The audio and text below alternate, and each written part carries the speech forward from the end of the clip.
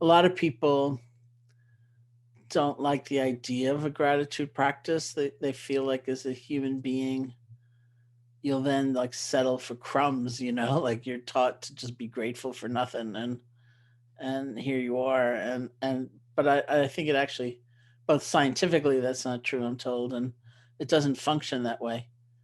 It has us feel, less um oblivious and less desperate, and it actually gives us a lot of inner strength. And so it's the closest model I know for the way loving kindness practice works.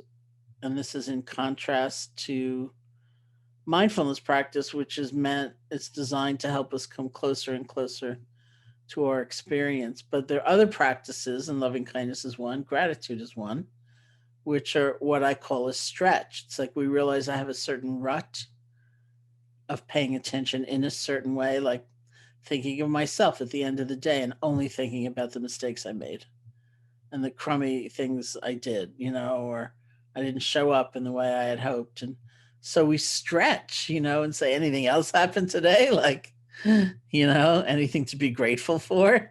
Any good within me? Or, we wish ourselves well. And so a lot of people don't like the idea of loving kindness practice because it feels, they're afraid that it's going to be phony, that they're going to try to force themselves to feel something they don't. But it's really not like that. It's a stretch in how we pay attention. And gratitude is the closest corollary. So I always use it as an example. Like, so many people say that one of the most healing things any of us can do is keep a gratitude journal, like write down 3 things every night that we're grateful for.